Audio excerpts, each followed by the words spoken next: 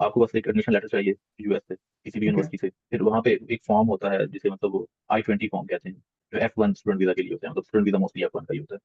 और अगर आपके पास स्कॉलरशिप नहीं है तो मतलब, सॉरी, आपने मतलब उस पैसे पे अमाउंट जो वो बता रहे हैं आपने शो करनी है। I have heard many stories कि वीजा रिजेक्ट हो गए और बहुत सारे मेरे अपने कॉन्टेक्ट्स में भी हुए। तो आई वुड लाइक कि आप कुछ टिप्स दें और व्हाट डू यू थिंक वो क्या असेस कर रहे होते हैं जो मतलब। अस्सलाम वालेकुम Atif, how are you? I am good Umair, how are you? अल्हम्दुलिल्लाह आई एम फाइन। सबसे पहले तो आतिफ थैंक यू अगेन, और sorry to bother you again, but ये वीजे वाला सेशन जो था it's very important and I am sure that it's really going to be very interesting. So introduction तो हमारा पहले हो चुके हैं, और and guys, if you have not watched our previous video, then please do watch their video so you can have a bit idea about the pros and cons of US, and of course the brief introduction of Atis is there as well. So coming towards the topic, US visa apply करने के main documents अगर आपको याद हो, what are the important documents and what is the basic procedure?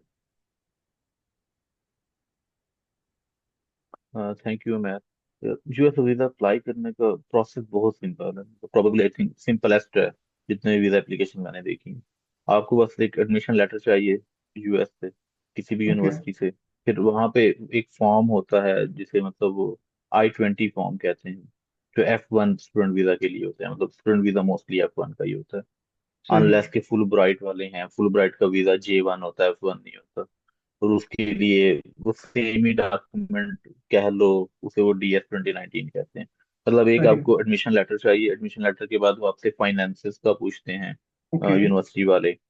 और अगर आपके पास scholarship नहीं है तो मतलब, सॉरी, आपने मतलब उस स्पेसिफिक अमाउंट जो वो बता रहे हैं आपने शो करनी है। सही है। उस स्पेसिफिक अमाउंट में मतलब क्या होता है, tuition fees plus living expenses और प्लस मतलब मिसलिनियस एक्सपेंसेस। जैसे वर्जीनिया टेक का वो PhD का अराउंड $52,000 बनते हैं, जो पाकिस्तानी अराउंड 1.5 करोड़ रुपए बनते हैं। ओ माय मतलब वो गॉड। अगर आपके पास फंडिंग नहीं है तो मतलब आपने वो शो करनी है कि मेरे पास वो है पैसे। हम्म। तो उसके बाद मतलब वो आपको फॉर्म I-20 देंगे। तो मतलब एक आप इमिग्रेशन रिकॉर्ड्स में आ जाते हो कि ये बंदा हमारी यूनिवर्सिटी में है, जो इनका मतलब डिपार्टमेंट ऑफ स्टेट है, जिस चीज को डील करता है, उनके पास आपका रिकॉर्ड चल जाता है। जब आपके पास फॉर्म I-20 आ जाता है, फिर आप वीजा एप्लीकेशन स्टार्ट करते हो। मतलब यूएस एम्बेसी के साथ, वो या तो इस्लामाबाद में आप कर सकते हो या कराची में, मतलब दो ही location।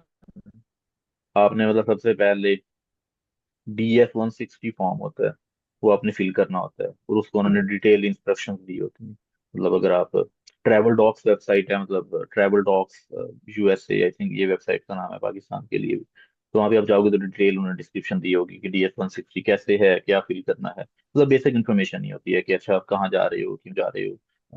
और बायोग्राफिकल जो इन्फॉर्मेशन होती है, जेनेरिक कोई उसमें डिटेल्स नहीं होती। वो फिल करने के बाद आपने मतलब वीजा फी पे करनी है। DS-160 के बाद $180 होती है, आप अलाइड बैंक में पे करते हो उसको। उसके बाद आपने अपॉइंटमेंट बुक करनी है एम्बेसी के साथ, जिनका मतलब सही। इनका पोर्टल है, वहाँ पे अपॉइंटमेंट ठीक बुक है। कर ली। फिर बस आपने इंटरव्यू डेट पे अपेयर होना है। तो इंटरव्यू पे भी आपने नॉर्मल जो डॉक्यूमेंट्स होते हैं, मतलब पासपोर्ट हो गया, एडमिशन लेटर हो गया, I-20 हो गया, यही आपने लेके जाने होते हैं। और उसके साथ बैंक स्टेटमेंट्स, मतलब जो भी आपने बैंक स्टेटमेंट शो की है, अगर आपको जरूरत थी वो शो करने की। अगर आपके पास स्कॉलरशिप नहीं था, अगर आपके पास फुली फंडेड स्कॉलरशिप हो, फिर आप वो शो नहीं करते, क्योंकि वो सही है। यूनिवर्सिटी बैंक स्टेटमेंट पहले यूनिवर्सिटी मांगती है, फिर वो I-20 इशू करती है। तो यूनिवर्सिटी देख चुकी होती है तो दोबारा नहीं मांगती। लेकिन यही जेनेरिक डॉक्यूमेंट्स अपनी CV वगैरह आप लेके जाते हैं, मतलब जरूरत नहीं होती लेकिन सारे लेके जाते हैं। मतलब ओके। मेन यही है कि फॉर्म I-20 और पासपोर्ट है मेन डॉक्यूमेंट्स, बाकी सारे मतलब सेकेंडरी डॉक्यूमेंट्स होते हैं।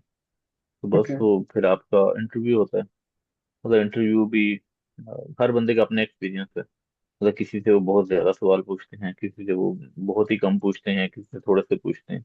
तो स्ट्रेट फॉरवर्ड ही मतलब एक प्रोसेस होता है। और इंटरव्यू के फौरन बाद ही आपको वो बता देते हैं, जैसे ही इंटरव्यू खत्म होता है, कि आपको हम वीजा दे रहे हैं या नहीं दे रहे, या मतलब अच्छा। उसे एडमिनिस्ट्रेटिव प्रोसेसिंग में डाल रहे हैं। मतलब जो भी आउटकम है उसी टाइम पे आपको बता देते हैं। सही है। ये मतलब ब्रीफ सा प्रोसेस है। तो प्रोसेस बहुत सिंपल है hmm. On the face of it. और अगर आपका वीजा मतलब अप्रूव हो जाए तो प्रोबेबली 2-3 दिन में लग के आपको पासपोर्ट भी मिल जाता है। मतलब ये ओके। सारा प्रोसेस 3-4 वीक्स का है, मतलब एडमिशन लेने के बाद भी, मतलब इतना लंबा प्रोसेस नहीं है। तो जब आपके पास I-20 है और आपने अपॉइंटमेंट ले ली है तो उसी इंटरव्यू भी हो जाएगा और वीजा लग के भी आ जाएगा। सही है। अच्छा, अब इसमें यह है कि I have heard many stories कि वीज़ा रिजेक्ट हो गया से, और बहुत सारे तो मेरे अपने कॉन्टेक्ट्स में भी लोग हैं। तो आई वुड लाइक कि आप कुछ टिप्स दे दें, और व्हाट डू यू थिंक कि वो क्या असेस कर रहे होते हैं, जो मतलब जो वीज़ा वो रिजेक्ट करते हैं, तो मैंने सुना है कि वो रीज़न भी नहीं बताते हैं। तो what do you think they are assessing, on what criteria? आपने बिल्कुल सही सुना है, राइट एन आंसर, कि एग्जैक्टली वो क्या करते हैं। मतलब ऑनेस्ट जवाब यही है, किसी को नहीं पता कि मतलब क्योंकि वो रीजन नहीं देते। तो जब हम्म। रीजन नहीं देते तो बाकी सब की स्पेकुलेशन ही है कि एग्जैक्ट क्या हुआ था।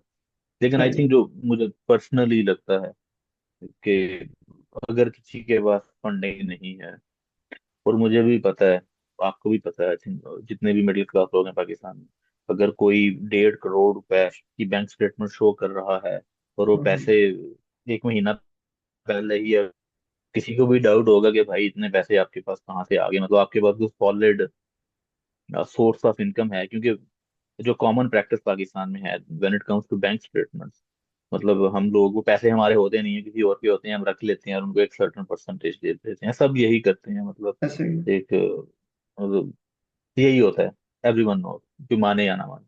तो मतलब वो थोड़े से स्केची तो एक होता है ना, फिर वीजा ऑफिसर भी जो वहां पे होता है उसे भी थोड़ा सा डाउट होता है कि यार क्योंकि जो मेन चीज अंडरस्टैंड करने वाली है कि जो स्टूडेंट वीजा है वो नॉन इमिग्रेंट वीजा होता है। अगर हम्म। आपकी इमिग्रेंट इंटेंट है कि आपने ग्रीन कार्ड लेना है, आपने बेसिकली वापस नहीं आ पाना चाहते, तो वो इन थेरी वो डिस्क्वालिफिकेशन है मतलब आपकी, क्योंकि you are applying for a non immigrant visa but you have an immigrant intent.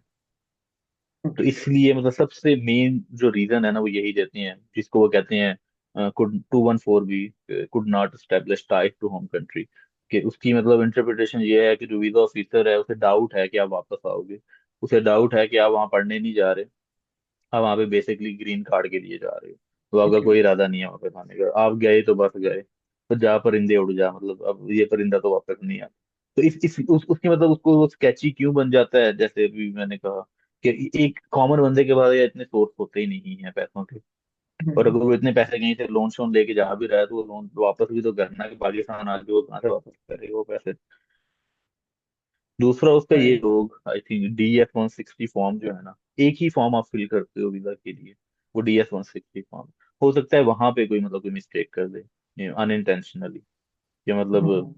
कोई चीज को मिस रिप्रेजेंट कर दे, किसी चीज को मतलब हाइड कर ले, क्योंकि जो भी आप इंफॉर्मेशन दे रहे हो मतलब आप उनको काइंड ऑफ एंड पे कह रही हो ना कि मतलब मैं सर्टिफाई कर रहा हूँ कि जो भी है ये सच है।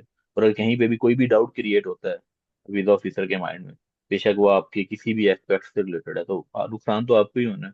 क्योंकि उसका तो एक ही पर्पज है कि मतलब मैंने जिसको भी वीजा इशू करना है, क्लैरिटी मुझे होनी चाहिए कि ये बंदा वही सच है जो ये कह रहा है। और सही है। दूसरा ये, कुछ लोग मतलब आई थिंक वीजा इंटरव्यू में जाके कंफ्यूज भी हो जाते हैं होंगे, कि उनसे अगर वो सही कुछ है। पूछते हैं तो सेटिस्फैक्टरी जवाब नहीं देते होंगे। फॉर एग्जाम्पल अगर एक बंदा मास्टर्स के लिए अप्लाई कर रहा है और अगला बंदा मतलब वीजा ऑफिसर पूछ रहा है कि भाई इस यूनिवर्सिटी में आप क्यों जा रहे हो, और उसके बाद कोई सेटिस्फैक्टरी जवाब ही नहीं है, क्योंकि उसने बस सुना कि मेरा दोस्त वहाँ था, उसने पे अप्लाई कर दिया, तो भाई तू पढ़ने कहाँ जा रहा है फिर?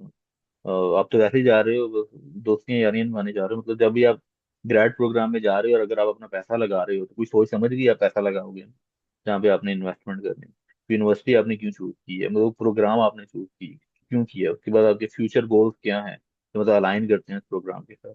अगर उसका कोई जवाब ही वो सेटिस्फैक्टरी नहीं देता तो वीजा ऑफिसर को अगेन वो डाउट होगा कि यार हम्म। ये बंदा तो पढ़ने तो नहीं जा रहा, मतलब और कुछ करे ना करे पढ़ेगा तो नहीं, मतलब कुछ और ही करेगा, मतलब इलीगल मीन भी कोई इसके होंगे, तो मैं तो पक्का होने जा रहा हूँ, as the same common language तो पक्का होने जा रहे हैं।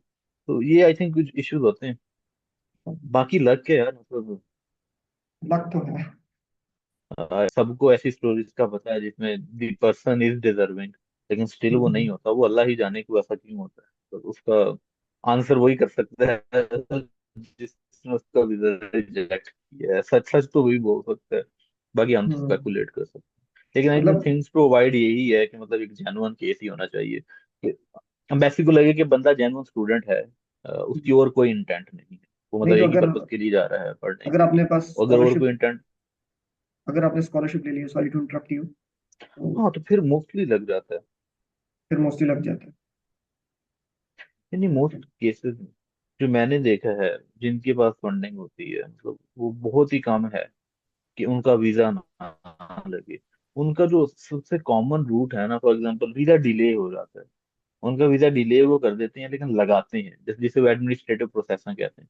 तो जब भी आप राइट। इंटरव्यू देने जा रहे हो वीजे की, तीन ही आउटकम है, या तो लगेगा या नहीं लगेगा, या मतलब एडमिनिस्ट्रेटिव प्रोसेसिंग में जाएगा जिसे वो एपी कहते हैं। तो अगर उसमें जाएगा वो कहेंगे यार मतलब we need more time to educate on ये केस, मतलब हमें भी और डॉक्यूमेंट्स चाहिए। फॉर एग्जाम्पल कोई पीएचडी है, आप अपने एडवाइजर की भी सीवी भेजो हमें, वो अपना रिसर्च प्लान भेज, उसके बाद वो थोड़ा टाइम लगाते हैं, क्योंकि उस टाइम पे वीजा ऑफिसर भी थोड़ा कंफ्यूज होता है कि यार इस बंदे के पास पैसे मतलब अपने पैसे तो नहीं लगा रहा, यूनिवर्सिटी फंड कर रही है, लेकिन still I have hmm. Some doubts that I need to clear, इसलिए थोड़ा ओके। टाइम ले लेते हैं। लेकिन उसमें वो मोस्टली आई थिंक जो मैंने देखा है ऑलमोस्ट हर बंदे का लग जाता है जिसका एपी में जाता है। काफी मेरे यहाँ पे कोलीग्स हैं मतलब मेरे साथ, उनमें से हर दूसरे बंदे का एपी में गया था, किसी का 2 महीने बाद आ गया, किसी का 8 महीने बाद आ गया, लेकिन आ गया, मतलब आ जाता है। और मोस्टली जब फंडिंग हो, जब फंडिंग नहीं होती है तो वहां पे मतलब ज्यादा डाउट क्रिएट होते हैं, क्योंकि अमेरिकन जो अम्बेसी है उन्हें भी तो पता है ना यार मुल्क के क्या हालात हैं। मतलब ऐसा तो नहीं हो सकता कि एक बंदा 1.5 करोड़ लगा के पढ़ने जा रहा हम्म। है, तो भाई सही अगर है। मेरे पास 1.5 करोड़ हो पाकिस्तान में, मैं क्यों कारोबार कर लूंगा, मैं क्यों करूंगा, मतलब इस तरह हम्म। के वो फैक्टर्स होते हैं। सही है। ओके, मेरे ख्याल से तो इसके इसलिए मैं लिए पहले भी कह रहा था कि स्कॉलरशिप के साथ ही ज्यादा वीजा। आपके चांसेस भी होते हैं सक्सेस के, उसमें मैंने कम ही देखा है कि किसी का वीजा रिजेक्ट हो। सही है। चले, लेट्स होप। मेरे ख्याल से इस टॉपिक में इतना ही था। तो again thank you so much Atif. और प्रोसेस बहुत सिंपल है इनका।